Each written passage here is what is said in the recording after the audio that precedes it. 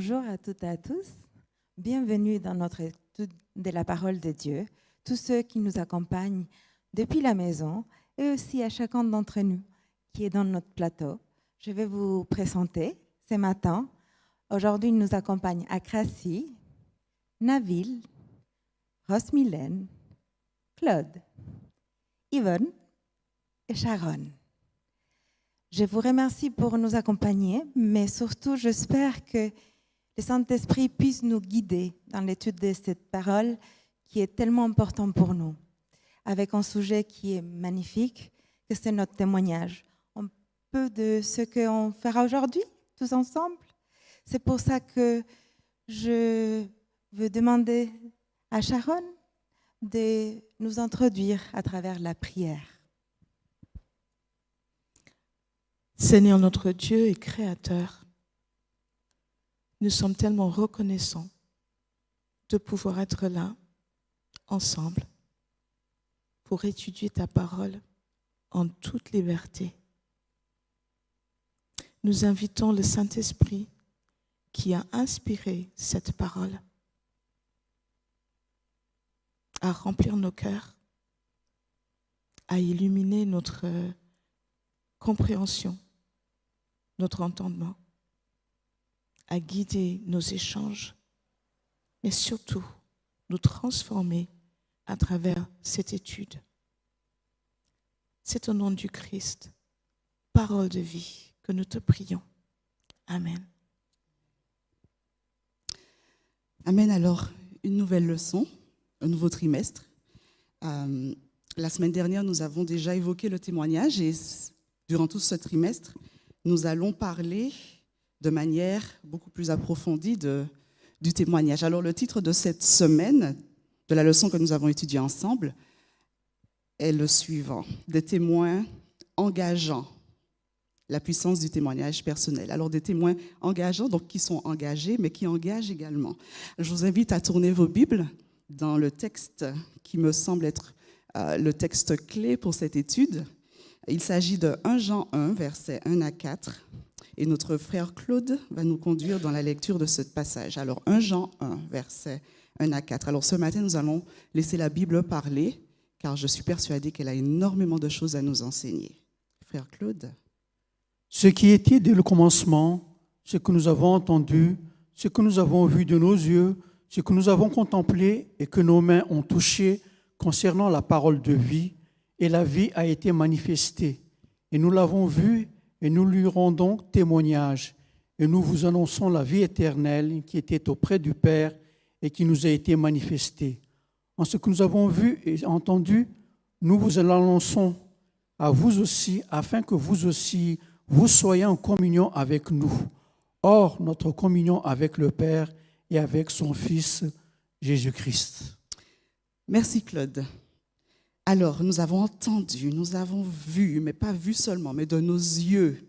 Nous avons contemplé, nous avons touché, mais pas touché uniquement, de nos mains. Pourquoi l'auteur insiste-t-il autant dans ce passage? Et qu'est-ce qu'il veut nous transmettre sur la nature du témoignage? Je vous écoute. Qui voudrait prendre la parole? Nabil. Merci Rose. Moi, je pense que le fait que le texte se réfère au sens, au toucher, à la vue et à louer, on voit que le témoignage avant tout, c'est quelque chose de vivant, quelque chose qui est en rapport avec notre être. On a beau avoir des connaissances, même les connaissances bibliques, mais ces connaissances doivent avoir un reflet ou un rapport avec la vie. Mm-hmm. Alors, notre être, Claude, et ensuite Sharon. Oui, j'aimerais faire une remarque concernant ce que Jean a écrit. Il dit que lorsqu'il écrit ses épîtres, voire même l'évangile, il se réfère toujours à ce début, au commencement, c'est-à-dire à la création. Non seulement à la création, mais à la personne de Jésus qui est Dieu. Amen, amen. Et il insiste justement là-dessus. C'est pour ça que quand il a annoncer ces verbes ici, nous avons contemplé, nous avons vu, tout ça, c'est pour manifester comme quoi on a vu Dieu en face. Et c'est ça qu'il voulait montrer à travers ce passage. Alors c'est intéressant ce que tu dis avant de donner la parole à Sharon, parce qu'effectivement, non seulement il insiste sur l'expérience qu'il vit, mais il insiste également sur cet être. Il va dire ce qui était dès le commencement. Il va parler de la parole de vie, il va parler de la vie éternelle, ce qui était auprès du Père, etc., etc. Sharon. Oui, j'aime le fait qu'il répète de différentes façons. Nous avons entendu, nous avons vu, nous avons contemplé, nous avons palpé. Il insiste là-dessus comme pour dire c'est pas quelque chose que quelqu'un m'a raconté. Je l'ai vécu moi, personnellement. Et pas seulement lui, mais d'autres aussi. Akrasi. Oui, merci beaucoup de passer la parole. Oui, c'est tout à fait ça. C'est-à-dire, on a ici les sens. La vue, la main, le toucher. Les sens. Qui rentrent dans l'expérience concrète. Et puis peut-être quelque part, il y a une petite touche aussi que Jésus n'était pas simplement un esprit. C'était quelque chose d'incarné. Et on peut avoir un rapport réel avec lui. Donc du coup, ça me pose la question du contenu de ce qu'on va dire. Le contenu de ce sens où, si on peut toucher vraiment, c'est vrai. Dans ce sens-là, c'est vrai. Ce n'est pas quelque chose qui est un esprit. Jésus n'était pas un esprit et l'expérience qu'on a eue avec lui est une expérience empirique, réelle. Donc véridique, sur laquelle on peut s'appuyer pour maintenant aller de l'avant. Alors, on a l'impression, comme vous le dites si bien, qu'il y a vraiment quelque chose de tangible, de palpable. Ils ont vécu quelque chose, mais pas de façon superficielle, avec tous leurs sens. Il y a vraiment cette notion-là qui est importante à souligner. Ce n'était pas une connaissance cognitive. C'est-à-dire, si on met par exemple ce passage en parallèle avec un autre passage de Jean, notamment Jean 17, 3, qui dit la vie éternelle, c'est qu'ils te connaissent, toi, le véritable vrai Dieu. Alors, on comprend bien que la connaissance dans la Bible, c'est avant tout cette expérience qui englobe l'être avec tous les sens. Voilà. Alors, j'ai en train de nous dire que le vécu, l'expérience, eh bien, ça pousse au témoignage, mais il faut d'abord avoir vécu quelque chose. Alors, nous allons poursuivre. Nous allons poursuivre parce que ce thème me semble fort intéressant. Le questionnaire ou l'auteur de ce questionnaire va nous parler de plusieurs personnages. Il va présenter cet homme qui a été délivré de légions de démons. Il va parler de Marie de Magdala, de Paul, de Jean, des disciples. Ma question, qui est la suivante, qui peut être un témoin ? Qui ? Et qu'est-ce qui rend finalement un témoin légitime, crédible à ceux qui l'entourent, ou qu'est-ce qui fait que, voilà, moi je peux être un témoin d'eux. Vu les personnages qui nous ont été présentés, ils sont différents dans leur vécu, ils ont tous quelque chose qui les caractérise, et pourtant ils ont été des témoins. Alors, qui peut être un témoin ? On peut tous être des témoins. Parce qu'il y a une partie, je m'excuse, je reviens un peu au texte qu'on vient de lire. C'était manifester la vie, et la seule vie qu'il y a en Christ, en Dieu. On est tous vivantes. Donc, dès qu'on est vivante, je suis désolée, on peut être témoin de Dieu. Et ce témoignage, c'est un témoignage de vie de Dieu. C'est la seule qui nous peut vraiment rendre complet, avoir une vie entière, pleine. Alors, je pose la question parce que je suis un petit peu embarrassée, puisque nos églises ou notre église, elle est remplie de personnes. Et il y a quand même un constat assez alarmant ou peut-être attristant, c'est cette impression qu'on a peur. On a peur. On a peur de témoigner. Pourquoi ? Alors, qui peut être, ou du moins, qui devrait être un témoin ? Claude. Oui, alors, la première chose qu'on doit dire d'abord, c'est le témoin, dans le grec, ça veut dire martyr. C'est quelque part, c'est une personne qui a souffert, qui a été persécutée, qui a eu des problèmes. Et je joins ce que Yvonne disait, tout le monde peut être un témoin. Mais il ne faut pas oublier que seules les personnes qui sont en Christ, qui passent par ce genre de choses. Mhm. Je vous lis un passage dans, comment ça s'appelle ça, dans les livres de 1 Corinthiens, chapitre 8. Romains, chapitre 8, plutôt. Romains, chapitre 8. À partir du verset 16,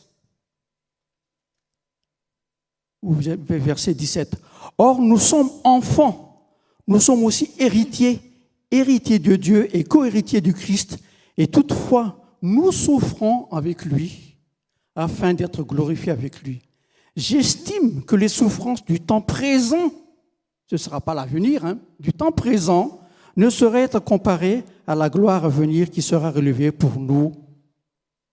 Aussi la création entend-elle un ardent désir de la révélation du Fils de Dieu. Donc les personnes qui vivent maintenant, mais dans le malheur, dans le problème, sont des témoins, ce sont des martyrs. Donc, si jamais, en tant que chrétiens, si nous ne sommes pas des enfants de Dieu et que nous pensons que nous ne sommes pas persécutés, quand je dis persécutés, c'est dire dans le genre avoir des souffrances, parce que le terme souffrance ici, ça veut dire persécuter. Alors là, il faut se remettre en question. Il ne faut pas penser que ce sont les autres qui vont nous persécuter. Ça peut être dans la famille. C'est peut-être des gens à côté. Ce sont des gens pas plus loin de nous. Ce sont peut-être les membres d'église, ou je sais pas, ou mon frère, ma soeur, mes parents, ou des trucs comme ça, qui peuvent me persécuter, mais d'une manière différente. Par exemple, je ne sais pas, disons... il y a comment ça s'appelle ça là, un genre de persécution, il va m'enfoncer ou bien essayer de me décourager. Tout ça, ce sont des persécutions, tout ça. Il ne faut pas penser que ce sont les gens, à travers la parole, qui vont persécuter. C'est le moment, il faut être, on est persécuté du temps présent. Ce n'est pas dans l'avenir, c'est maintenant que la persécution, qu'on manifeste le témoignage. Alors, c'est intéressant que tu abordes cette notion de martyr, qui est finalement à l'origine du mot témoin. Moi, je vois plutôt cette impression que je suis prêt, parce que j'ai vécu quelque chose avec Dieu, je suis prêt à vivre, à aller jusqu'au bout de... Alors effectivement, il y a des souffrances dans notre vie quotidienne et qui nous poussent à vivre des expériences avec Dieu. Dieu ne se manifeste pas que par la souffrance, j'ai envie de dire. Mais le témoin, c'est celui qui est capable et qui est prêt à aller jusqu'au bout. Est-ce que quelqu'un voudrait répondre? Nabil, ensuite à Krassi. Voilà, j'ai ici quand même de répondre aux deux questions. Qui peut être témoin et qui est la nature du témoignage. Je pense que même si tout au long de l'histoire du salut, dans la Bible, on voit que Dieu a des témoins. Commençons par les patriarches, le peuple d'Israël. Et Jésus a appelé des disciples qui étaient comme des témoins. Mais on voit qu'à un moment donné, Jésus leur a dit que vous serez mes témoins. Et nous sommes tous appelés maintenant à être, avec la notion du sacerdoce universel, à être des témoins de Dieu. Maintenant, le témoin, en plus de côté de martyr, c'est aussi celui qui est appelé à attester, à faire un témoignage de ce qu'il a vu, de ce qu'il a, il a assisté à un événement, il a vécu quelque chose. Moi, je pense que c'est dans ce sens que je vois cette nature de témoignage. C'est parce que nous sommes tous appelés aujourd'hui, nous sommes tous vécu une expérience avec Dieu et nous sommes appelés maintenant à la partager, à la raconter. D'accord. À Krassi, nous allons avancer. Oui, juste une petite addition. Alors, tu as cité ici Marie de Magdala, on a cité aussi Paul, on a cité aussi cet homme-là de Gadara, cet homme possédé. Ils ont tous vécu une expérience, une rencontre bouleversante. Leur vie n'était plus la même que celle qu'il y avait avant. Et donc, du coup, le témoignage s'impose. Le témoignage devient quelque chose, comme l'apôtre Paul pourra le dire, auquel il ne pouvait plus ne pas satisfaire. Donc, quand tu poses la question, qui peut être témoin? Je suis témoin, et ce qu'on a dit au début, c'est ça, parce que j'ai vu, parce que j'ai touché, mais parce que aussi j'ai fait la rencontre. dans notre cas ici, rencontrer Dieu dans une profondeur telle que la vie est tellement bouleversée qu'on a envie maintenant, on a ce moteur, cette motivation qui fait que on passe à l'action. Alors j'ai envie de lier vos deux interventions qui sont très pertinentes. Il y a cette rencontre qui est bouleversante et qui va pousser finalement à vouloir vivre au quotidien quelque chose de toujours plus fort. Je suis interpellée par le cas de Pierre. Parce qu'en fait, il a eu une occasion de témoigner lors de la crucifixion de Jésus. Et cette fois-là, face à la menace de la mort, parce qu'il risquait lui-même d'être crucifié au pire, je ne connais pas. Et avec d'autres mots, pour enrichir son vocabulaire et insister qu'il ne connaissait pas le Christ. Donc là, il a échoué. Après, nous avons le même Pierre.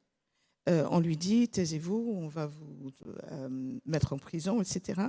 Et voilà, nous ne pouvons pas ne pas parler de ce que nous avons vu et entendu.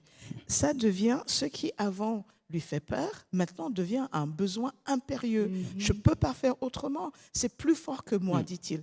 Qu'est-ce qui s'est passé entre? Il n'a pas seulement, la première fois, il avait passé 3 ans et demi avec Jésus, mais il a vécu le pardon de Jésus. Et Jésus qui lui dit, maintenant tu es pardonné, va dire aux autres, va donner à manger aux autres. Et je pense que c'est quelque chose que nous devons tous vivre, pas seulement connaître, on a vu les histoires, Jésus a guéri, on a vu ce qu'il a fait, mais est-ce que notre vie a été transformée? Est-ce qu'on est conscient d'avoir été pardonné? Et c'est ça, je pense, qui donne le courage à Pierre, en plus du fait qu'il a vu le Christ ressuscité. Claude, et nous poursuivons. Je dirais, pour résumer, un témoin, il a vécu quelque chose de négatif d'abord, et ça aboutit à quelque chose de positif. Nous verrons ça dans le Marc.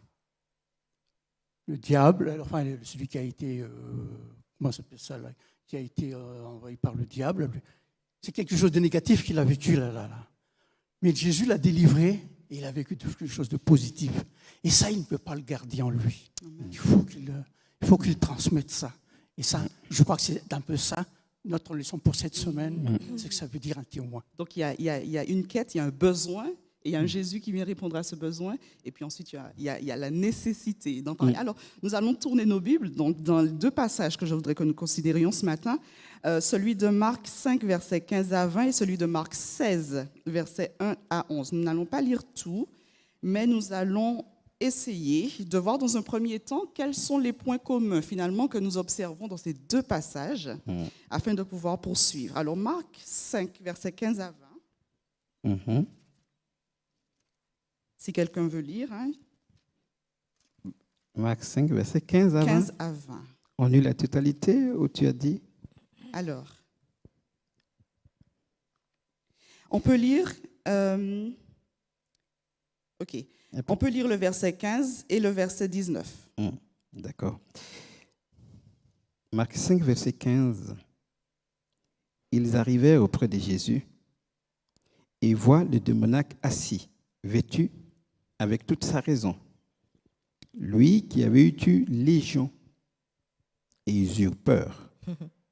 Verset 19. Il ne lui permit pas, mais il lui dit, va-t'en chez toi auprès des tiens et raconte-leur tout ce que le Seigneur a fait pour toi, comment il a eu compassion de toi. Et Marc 16, merci. Marc 16, là nous allons lire le verset 5 et ensuite le verset 7.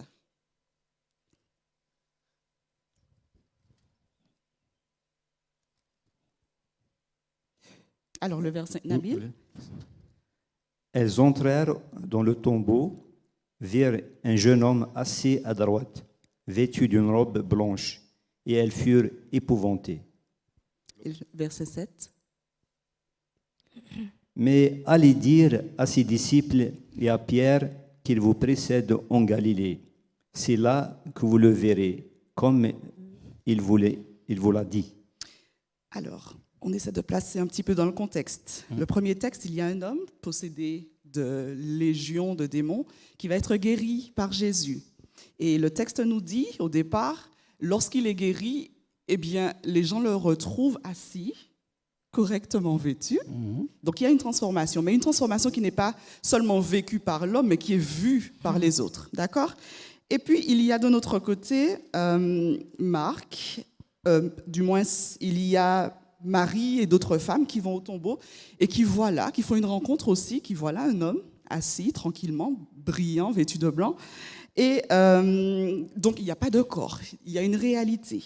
Ensuite, dans l'autre texte, le texte de Marc 5, Jésus va dire, puisque cet homme va insister, je veux rester avec toi, est-ce que je peux rester avec toi? Jésus va lui dire, va dire. Et dans Marc 16 également, l'ange va dire, allez dire. Alors, j'aimerais que nous essayions de voir les points communs du récit, mais pas juste pour en trouver les points communs, mais surtout pour essayer de voir est-ce qu'il y aurait finalement de l'expérience au témoignage, est-ce qu'il y a des étapes qu'on vit, on ne nomme pas forcément, mais qu'on vit, et qui finalement vont être le moteur, j'ai envie de dire, qui va permettre d'aboutir au témoignage. Si on regarde les deux récits, premièrement, il y a une guérison. Il y a un vécu. Il y a un vécu personnel. Un vécu personnel. Qui a changé tout. Ouais. Il y a un constat. Nabil Akrassi. Moi, je pense que les deux passages nous présentent deux personnages qui ont quand même, à un moment donné, vécu des moments difficiles. Bon, pour le Gadarénien, il était possédé, il a perdu tout son bon sens, même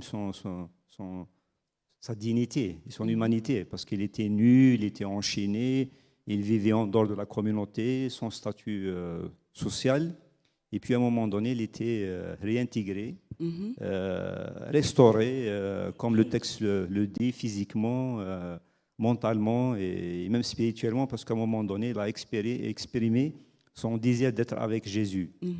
L'autre texte, Marc 16, nous présente aussi Marie Magdalene, et la Bible nous dit qu'elle était aussi délivrée.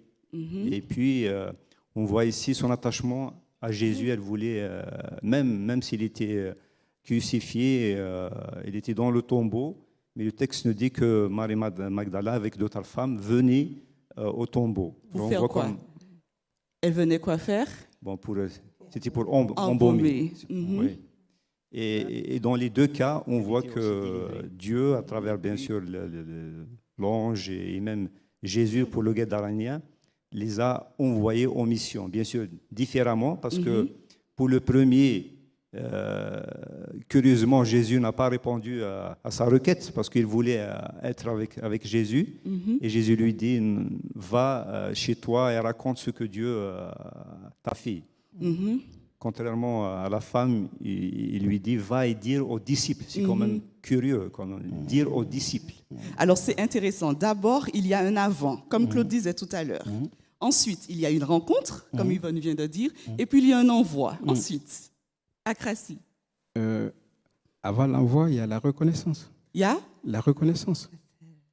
La reconnaissance, c'est-à-dire qu'à partir du moment où Jésus lui a donné quelque chose qui correspond à son besoin le plus fort, inespéré, il n'a jamais pensé guérir ce monsieur.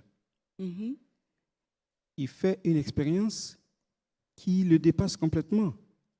Donc la première réaction, c'est de dire, je ne te quitte plus, tu me fais tellement de bien. Mais ce qui est important, c'est que Jésus lui dit, écoute, j'ai une mission spécifique pour toi. Tu veux me suivre? Mais je vais te dire exactement la chose que je voudrais que tu fasses pour moi. Tu restes ici. Et Jésus lui dit, voilà ce que tu vas dire. Raconte ce que tu as fait, mais dis comment Dieu a eu compassion de toi. Alors c'est intéressant excuse-moi de t'interrompre, parce Donc- que moi je note dans ces deux récits comme une pause. L'homme, il est là, Oui, vêtu, oui, à côté de Jésus. oui, Il est dans un état de statu quo. oui. Et Marie de Magdala et les femmes, elles sont sous le choc. Et le texte nous dit que quand elles rentrent chez elles, il y a Oui. une nuit qui s'écoule avant qu'elles n'aillent Oui. annoncer. Donc, il y a comme un silence, Oui. comme une pause. Continue. Mais dans le cas de Marie, elle est en deuil. Jésus est mort. Ce n'est pas la chose qu'on attendait. La mort de Jésus est un choc pour tous les disciples. Donc, elle va dans le tombeau, dans le but d'embaumer ou de faire quelque chose pour ce corps-là. Toujours la reconnaissance. Hein. Mais là, elle est surprise. Elle est surprise. Et Jésus lui donne un message encore. Mhm. Va dire. Mhm. Et Jésus l'envoie. Je sais que c'est passionnant. Alors, Sharon, ensuite Nabil. Il me semble que dans l'Acte des Apôtres, chapitre 1, Jésus évoque un principe qui est vu dans la façon dont il parle à l'ex-démoniaque. Jésus dit aux disciples, « Vous recevrez la puissance quand l'Esprit viendra sur vous. Vous serez mes témoins à Jérusalem, dans toute la Judée, Samarie et aux extrémités de la terre. » Comme des cercles concentriques qui commencent à la maison, et puis on va plus loin. Avec le démoniaque délivré, Jésus lui dit, va-t'en chez toi et les tiens. Et souvent, c'est plus facile d'aller au recoin de la terre, à Samarie ou Judée, mais à Jérusalem chez moi. Quel genre de témoin suis-je chez moi et auprès des miens? Et c'est intéressant que Jésus dit à cet homme, il ne dit pas, va être évangéliste et faire des grandes réunions. Commence chez toi. Donc, après le passé ou le besoin, il y a la rencontre. Après la rencontre, il y a la reconnaissance. Il y a un temps de battement, j'ai envie de dire, où on ne sait pas qu'est-ce qu'on fait de ce vécu. Ensuite, il y a l'envoi. Et enfin, il y a l'envoi où? D'abord chez soi, chez les siens. D'abord aux disciples, aux proches. Et puis ensuite, on verra. Moi, je trouve ça formidable. Jésus, il donne un ordre de mission, mais pas n'importe lequel. Il n'envoie pas pour dire quoi. Et ça m'amène à aller dans la deuxième question. Qu'est-ce que je témoigne? Qu'est-ce que je dis? Qu'est-ce qui, dans mon témoignage, va toucher l'autre? Oui. Hein? De qui est-il question? Est-ce de moi? Non. Tu racontes les faits que tu as vécus. Et quel devrait être le contenu de mon témoignage? Alors, je vous écoute. Claude. Oui, alors je crois que lorsqu'on fait un témoignage, comment on veut expliquer ça? Je ne peux pas le garder. Par exemple, quand je vais dans l'école du sabbat, je fais les études dans l'école, à la maison, et puis quelque part, je trouve quelque chose dans l'étude que je fais là. Je ne peux pas me retenir, il faut que j'aille à l'église pour partager ça parmi les membres, les amis dans l'église. Et je viens à 9h15. Je ne peux pas m'empêcher de faire ce genre de choses. Et je crois que c'est un peu ça qui se passe. La personne qui a vécu cette expérience, comme tu as dit, il a eu une pause. Moi, je crois que la pause en question, c'est une autocritique ou une auto-réflexion qui se passe. Il est en train de réfléchir. Tiens, qu'est-ce qui m'arrive? Pourquoi je suis arrivé à ce stade-là? Et là, il ne peut pas s'en empêcher de partager de ce qu'il a vécu. Et ça, je crois que c'est important. C'est une des étapes auxquelles on passe lorsqu'on fait un témoignage. Alors, j'entends un écho de mon côté. Je ne sais pas si ça s'entend au niveau des auditeurs. Merci de régler. Alors, est-ce que Nabil? Voilà. Permettez-moi juste de revenir un peu en arrière pour dire que les deux personnages présentés ici, le Gadarénien et Marie, ils ont vécu quand même des drames dans leur vie. Ils étaient brisés. Et par la suite, ils étaient restaurés. Et maintenant, Dieu décide de les envoyer. Alors, je pense qu'il y a ici un encouragement pour chacun de nous, parce que voilà, dans nos vies, il y a des moments où on est brisé, on vit des situations difficiles, mais Dieu nous encourage, il nous restaure. Plus que ça, il nous confie quand même ce privilège d'être des témoins. Voilà. Maintenant, par rapport à la question, moi je vais répondre à la tension qui existe dans le témoignage entre le fait de rendre compte de ce qu'on a vécu, de l'expérience qu'on a vécue avec Dieu. Alors, automatiquement, on est appelé à parler de nous-mêmes, mais le vrai témoignage chrétien, c'est avant tout de parler de ce que Dieu a fait pour nous. Je ne sais pas si vous voyez quand même cette tension. Pour être témoin, c'est normalement de raconter son expérience. Mais on ne doit pas oublier que le point principal, c'est de mettre Jésus au centre. Parce que si ce n'est pas lui, nos vies ne seront pas transformées. Voilà. Akrasi. Ensuite, nous avons une question. Je vais la présenter tout à l'heure. D'accord. Et puis, il y a cette touche personnelle qui se trouve dans, comme on a dit, le contenu. Jésus dit, raconte et dit comment Dieu a eu compassion de toi. L'amour de Dieu. Tu as commencé avec 1 Jean chapitre, avec 1 Jean. Je vais juste rappeler que c'est l'épître qui nous parle de l'amour de Dieu.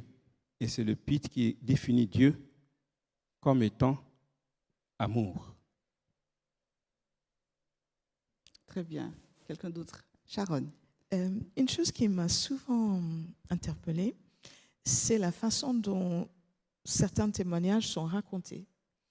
Quelqu'un va dire, bon, j'ai vécu ça. Il passe, disons, 15 minutes de témoignage, dont 13 à raconter leur frasque, 1 minute à dire j'ai rencontré Jésus, et puis on a l'impression que rien ne se passe après. C'est-à-dire que les choses les plus intéressantes, c'est les phrases que j'ai pris la drogue, j'ai fait ci, j'ai fait ça, j'ai fait ça. Jésus, il indique très clairement à ce monsieur qui quand même a vécu des choses extraordinaires. Il pourrait passer tout un livre à raconter comment il est arrivé au cimetière, etc. Jésus a dit, raconte-leur tout ce que le Seigneur a fait pour toi, comment il a eu compassion de toi.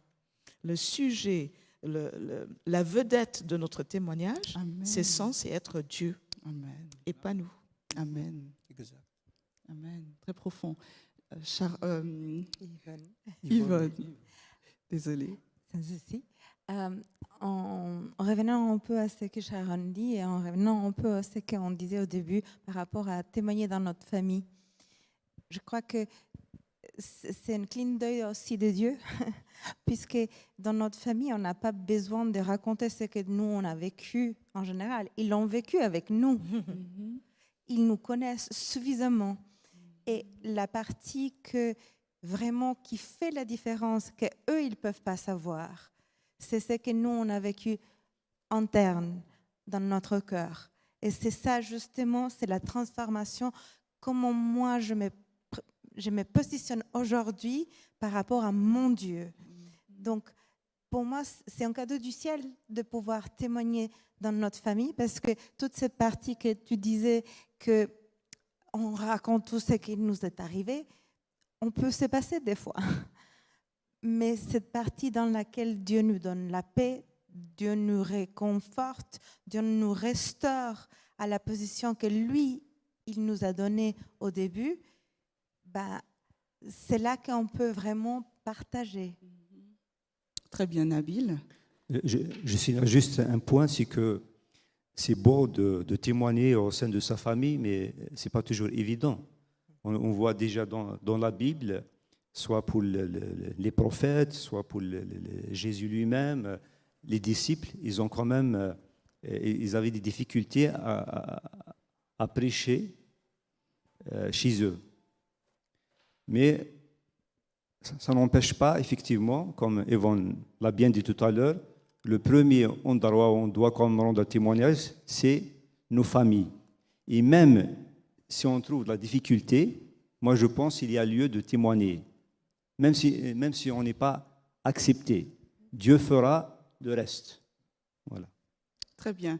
Alors, Claude, Dernière et nous chose, poursuivons. j'aimerais simplement faire une remarque. C'est le premier missionnaire que Jésus a envoyé. La personne qui a été possédée par le diable. Mhm. Il a d'abord il a commencé par sa famille, mais après tout la décapole a été aussi envoyé par son témoignage.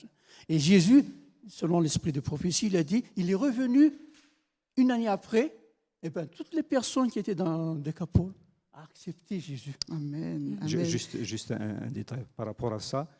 Je trouve quand même impressionnant, je vois quand même la sagesse de Dieu, c'est que y a des endroits où personne ne peut témoigner que nous, par exemple, où Dieu nous utilise. Le cas du Gadarénien, à Décapole ou la Galilée, c'était un territoire païen. Et au début, c'est-à-dire Jésus, c'était pas facile de témoigner, de pénétrer. D'ailleurs, à un moment donné, ils ont demandé à Jésus de partir. Mhm. Et on voit que Jésus, quand même, a envoyé son disciple. Mhm. Juste pour dire qu'il y a des territoires aujourd'hui qui sont fermés à l'évangile, difficiles à pénétrer, mais la seule façon, c'est les locaux, c'est ceux qui sont sur le terrain qui peuvent quand même accomplir la mission. Amen, c'est très intéressant. Alors, vous allez un petit peu trop vite en besogne, mais c'est passionnant. Je voulais juste proposer 2 citations d'Ellen White qui m'ont semblé très pertinentes dans la partie du mercredi. Elle dit ceci: partager notre foi est toujours une expérience dynamique. C'est raconter l'histoire de ce que Christ a fait pour nous par le passé, de ce qu'il fait dans nos vies aujourd'hui et de ce qu'il accomplira pour nous dans l'avenir. Donc, Christ, c'est vraiment lui qui est au centre. Et j'aime ce qu'elle dit dans cette notion de dynamisme, de mouvement. L'expérience n'est pas juste l'expérience de la rencontre il y a 20 ans, c'est tous les jours, je rencontre Dieu, je vis des choses avec Dieu. Et puis, elle va dire encore, témoigner, c'est simplement partager notre histoire de sa grâce. Sa grâce étonnante. C'est un témoignage de notre rencontre personnelle avec ce Dieu de grâce extraordinaire. Alors, elle synthétise ce que nous avons dit sur le plateau, c'est que Dieu, Christ, est au centre, et parce que nous avons vécu, nous vivons et nous vivrons encore des choses avec lui, eh bien, nous avons de quoi témoigner. Et vous avez entamé finalement... commencer à donner des éléments de réponse sur ma question qui suit: à qui finalement dois-je témoigner? Et vous l'avez bien dit, à ceux qui sont près de moi, et surtout que Dieu n'utilisera que certaines personnes dans certains lieux fermés à l'évangile, fermés à l'accès d'autres personnes, et Dieu fera de ces personnes-là des témoins. Très, très, très bien. Alors, je reviens à ma question, une des questions que j'ai posées au départ. Pourquoi donc, avec tous ces éléments-là, certaines personnes n'arrivent pas à témoigner? Pourquoi? Claude? Je dirais peut-être, c'est une opinion très personnelle, peut-être le témoignage la personne qui a fait, elle n'est pas très authentique, peut-être. Très authentique, parce que lorsqu'on fait un témoignage, c'est quelque chose de vrai. On ne peut pas s'en passer de ça. Il faut que ce soit très véridique. Et peut-être aussi, il y a une timidité quelque part. Alors là, je pense que l'esprit ne travaille pas assez, peut-être. Je dis peut-être, hein, je ne sais pas. Alors, c'est possible, c'est un élément de réponse. Yvonne? Je crois que des fois, on oublie vraiment qu'est-ce que c'est un témoignage. Ce n'est pas seulement des paroles. Ce n'est pas seulement de faire un bel discours. Un enfant peut témoigner sans dire quoi que ce soit, avec son attitude. Peut-être il n'a pas les paroles comme un adulte, mais il continue à être un témoin. Et il peut partager sa foi.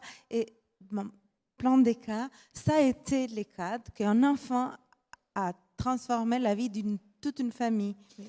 Et je crois que c'est peut-être notre conception comme adulte de témoignage que des fois on l'oublie. Témoignage, c'est pas seulement de faire des belles paroles, c'est aussi notre vie, notre quotidien, ce qu'on fait, ce qu'on fait pas, comment on se relationne avec les personnes qui sont autour de nous. C'est pas seulement dire des paroles.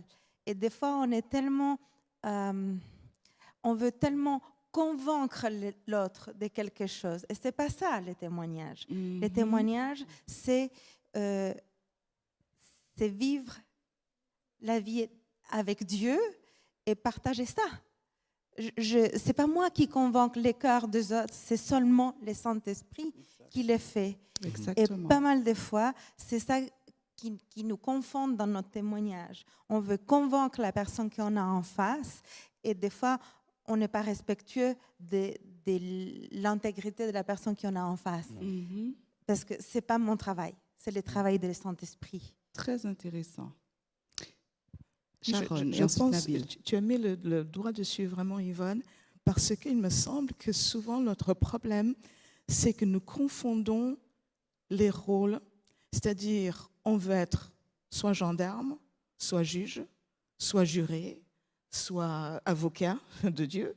Il nous appelle à être témoins. Ce n'est pas la même chose.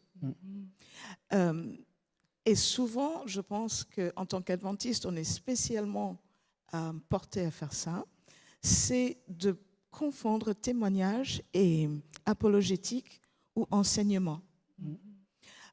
J'ai été interpellée par l'histoire c'est une dame qui est évangéliste et apologiste elle-même en Angleterre, qui raconte comment son enfant, son fils de 3 ans, a été un témoin qui a ramené toute une famille au Christ.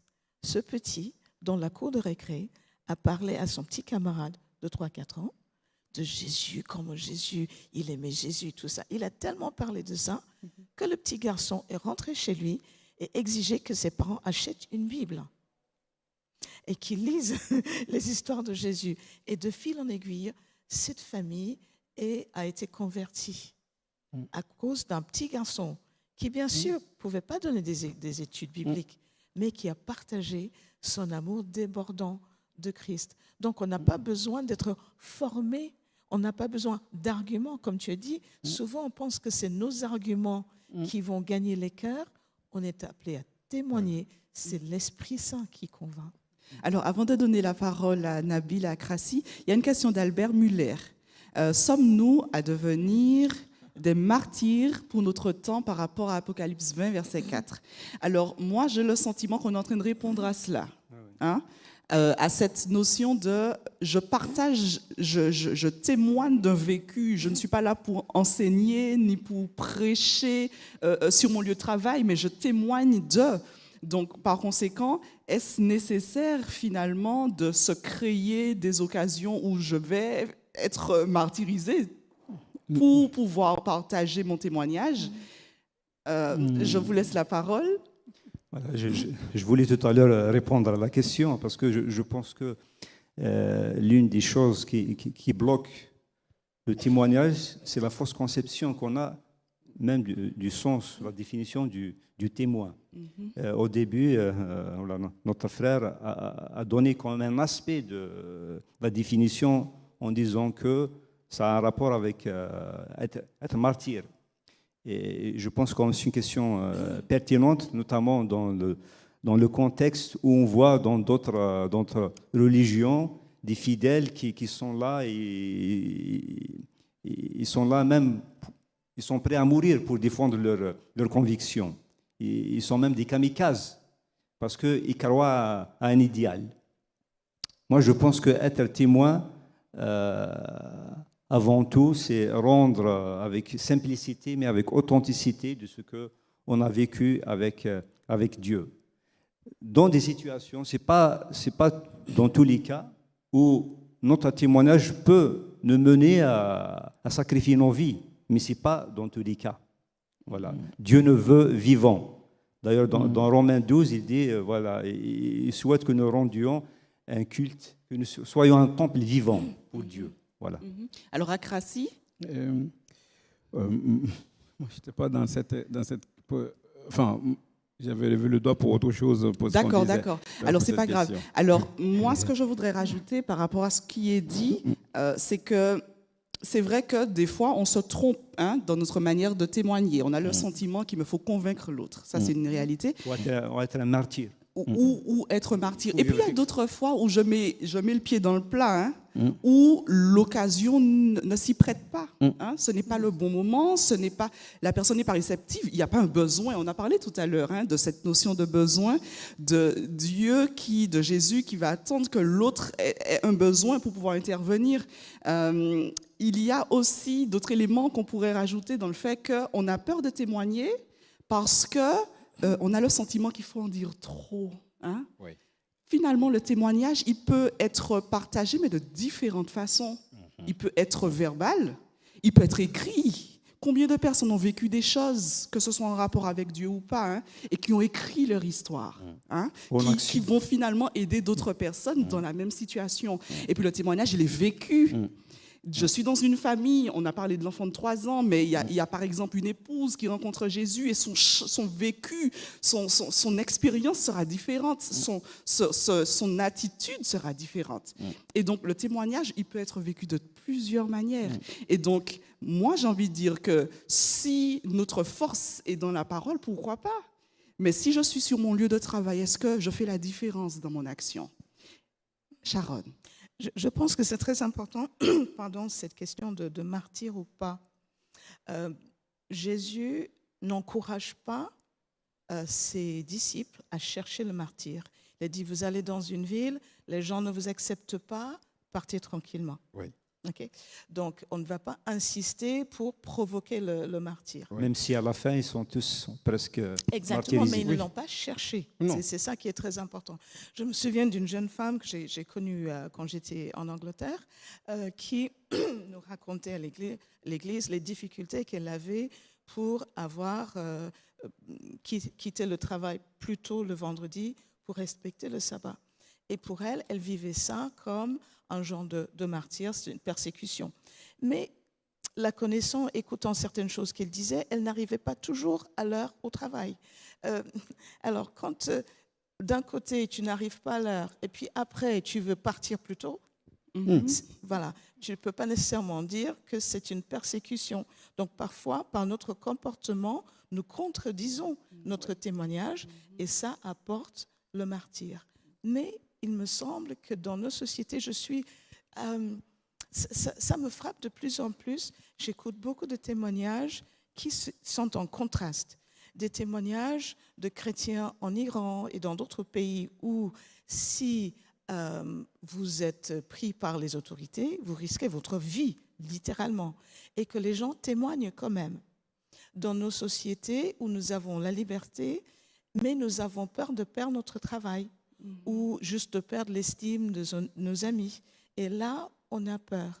Je pense que beaucoup d'entre nous, si quelqu'un vient ici et dit, tu braques un fusil sur nous, tu renonces à Jésus ou tu meurs, peut-être on aura sur le plan le courage de dire, je reste avec Jésus.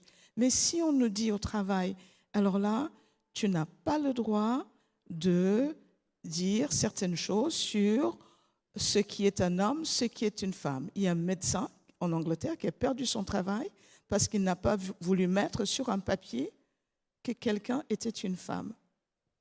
Parce que cette personne était née homme et voilà, il a dit je mettrai autre chose, mais je ne mettrai pas que c'est une femme et il a perdu son travail. Donc il y a plein de petites instances comme ça.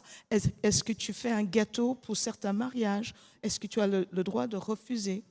Oui. Et là, on va trouver parfois des excuses pour ne pas témoigner directement. Oui, je comprends. Nabil, et ensuite nous allons poursuivre. Permettez-moi juste de raconter une petite histoire et même profiter pour répondre à une question. Est-ce que le témoignage, c'est uniquement en parole ou en action? Dans un pays, il y avait une catastrophe naturelle et il y avait une ONG, une association qui distribuait des aides alimentaires. Il y avait toute une chaîne. Et quand une jeune fille arrive, c'était son tour, les provisions étaient épuisées. Il n'y avait rien à donner, sauf une banane. Alors le monsieur, il donne la banane à cette fille et il était contrarié. Et il suivait cette fille des yeux. Et puis la fille, elle prend la banane, elle la partage en trois et elle la donne à ses petits frères. Wow. Et à ce moment-là, il a fait quand même cette déclaration. Il dit, aujourd'hui, j'ai vu Dieu en personne. Amen. Voilà. Mhm. Donc le témoignage, il n'est pas seulement parlé, il est vécu. Et Dieu, en tout cas, insiste auprès de chacun de nous en ce matin, va et dis-leur. Dis-leur.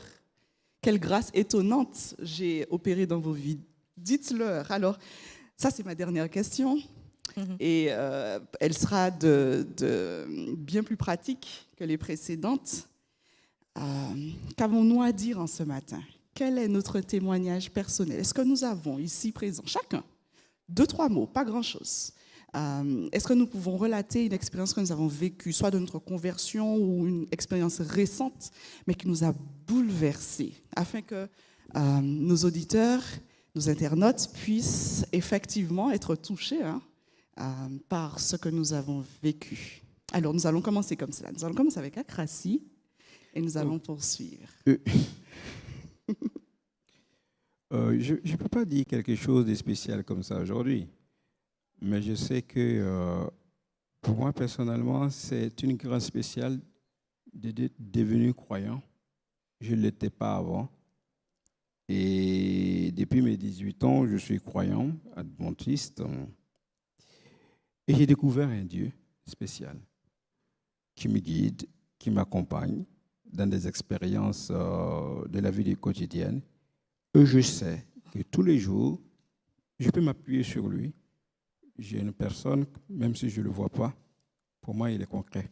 Je peux dire comme Jean, celui que mes yeux ont vu, celui que mes mains ont touché, celui qui s'est manifesté à moi, il est là tous les jours. Amen. Nabil? Alors moi, je trouve la difficulté à témoigner dans ma petite famille, vous êtes ici. Juste pour vous dire que quand quelqu'un me demande de témoigner, moi, je dis souvent que je n'ai pas vécu quelque chose d'extraordinaire. Je n'ai pas vécu une grande persécution. Mais ce que je peux dire, que si Dieu a répondu à mes questions existentielles, et chaque jour, je le loue, je suis reconnaissant par rapport à sa bonté envers moi. Amen. Alors moi, mon témoignage... Ah, tu voudrais raconter le tien? Mon témoignage, je me rappelle, j'avais 18 ans, j'ai grandi dans l'église adventiste, je me suis baptisée à l'âge de 13 ans. Et à 18 ans, j'avais perdu de vue le focus. J'avais cette impression que ma place n'était plus à l'église. Et je me rappelle, j'avais dit à Dieu, Seigneur, à 18 ans, je laisse l'église, j'abandonne tout, je vis ma vie. Et je me rappelle que cette année-là, cette 18e année, il y a eu un camp meeting. Et j'avais des copines très croyantes, nous étions très soudées. Et elles m'ont dit, Rose, on ira au camp meeting, qu'est-ce que tu en penses? J'ai dit, camp meeting. Alors, elles ont insisté, et ce qui est intéressant, c'est que mon église a pris tout en charge, donc je me retrouve au camp meeting, et le premier soir, elles me disent, Rose, apparemment, il y a un conférencier qui vient des États-Unis, et il va prêcher ce soir, viens avec nous. Alors, elles ont insisté. Alors, je me retrouve à cette conférence, et le premier soir où j'y vais, je suis éblouie par l'amour de Dieu. Le pasteur, il a simplement pris le Exode 20, son projet d'étude, c'était vraiment chaque soir de présenter un commandement. Et le premier soir, il a pris le tout premier verset de Exode, « Je suis ton Dieu qui t'a fait sortir d'Égypte, dans la maison de servitude, etc. etc. » Et là, j'ai été étonnée, subjuguée par ce Dieu qui aime finalement. Et qui ne donne pas des lois de contraintes, mais vraiment des lois d'amour. Et depuis ce jour-là, j'ai appris à cheminer avec un Dieu qui aime. Et c'est ce qui me tient jusqu'à présent. Ce Dieu qui, en dépit de tout, est prêt à sauver et qui conduit parce qu'il aime. Et donc, c'est ce qui fait que, voilà, je suis là avec vous. Donc, j'ai vécu cela avec Dieu et je souhaite que tout le monde puisse rencontrer ce Dieu d'amour. Claude. Oui, alors moi, c'était une expérience très récente. Quand j'étais dans mon pays, je conduisais une voiture et juste à côté de moi, il y avait 2 mendiants. Puis je me suis dit, je ne veux pas donner de l'argent, ce sont des voleurs. Je ne veux pas donner de l'argent. J'avais ça en tête. Je ne veux pas donner de l'argent, je suis un voleur. Voilà. Ils sont venus vers moi et puis ils m'ont demandé. Et moi, je considérais comme si c'était rien du tout. Puis à un certain moment, je ne sais pas qu'est-ce qui m'a pris. J'ai fait une marche arrière avec la voiture. Tout d'un coup, comme ça, puis une marche arrière, et puis je dois leur donner de l'argent. Je dois leur donner de l'argent. Vous ne pouvez pas savoir comment ça s'appelle ça, le shalom que j'avais. J'avais un bien-être, je me sentais bien, j'avais une joie, j'avais un calme, j'étais zen. J'avais tout ce genre de choses qui me pensaient à moi. Et puis après, quand je suis parti, je me posais la question, pourquoi j'ai fait ça? Pourquoi je me suis dit ça? Et là, j'ai pensé à le passage de la parole de Dieu dans Jean. L'esprit, c'est comme le vent. Hein, il va où il veut. Et je crois que c'était merveilleux pour moi, ce genre de témoignage. Yvonne. Pour témoigner, il y a beaucoup de choses. Sincèrement, j'ai toujours dans mon cœur que Dieu a fait beaucoup de miracles dans ma famille, dans ma vie. Mais une des choses qui me tient au cœur, c'est que n'importe où je suis, n'importe ce qui m'arrive, et j'ai vécu beaucoup de choses très seule, il a toujours été à mon côté. Amen. Cette sensation de ne pas être seule, d'être soutenue, de que n'importe ce que je fais et que même si toutes les portes se ferment, lui, il est là. Amen. C'est quelque chose qui m'encourage toujours à continuer et à croire vraiment en lui. Amen. Sharon, et ensuite nous allons terminer. Alors, j'ai grandi dans l'église. Je me suis fait baptiser, j'avais entre 13 et 14 ans. Et pendant très longtemps, je me suis dit, je suis sûre que je ne suis pas la seule, si seulement j'avais un témoignage de quelqu'un qui était drogué, qui vient la foi après, qui vit quelque chose de très fort, qui a failli mourir du cancer ou quelque chose comme ça. Mais avec le temps, je me suis rendu compte à quel point c'est une bénédiction de grandir avec Dieu et de voir ma vie transformée. Alors, il y a des étapes. Il y a un certain moment où, justement, le texte avec Jean et Pierre m'a interpellée. Quand ils ont dit, c'est plus fort que nous devons parler de ce que nous avons vécu et entendu, vu et entendu. Et ce jour-là, j'ai dû dire, Seigneur, moi j'ai l'impression que j'hésite à partager parce que je n'ai pas assez vécu avec toi. Est-ce que tu peux transformer ma vie tous les jours pour que j'ai des choses à partager avec d'autres? Et le Seigneur a exaucé cette prière. Amen, amen. Alors nous avons vu ce matin que nous pouvons être des témoins engagés, mais également qui engagent d'autres, de par notre témoignage, nos paroles, notre vécu, par l'écrit. Et nous allons poursuivre cette étude sur le témoignage la semaine prochaine avec Gabriel Monet, qui sera l'intervenant. Ce sera une classe de 2. Il sera l'invité et il y aura avec lui un modérateur. Donc je vous invite donc à considérer cette leçon, à l'étudier et puis à la faire vôtre. Bonne étude à vous tous et bon sabbat. Merci à vous.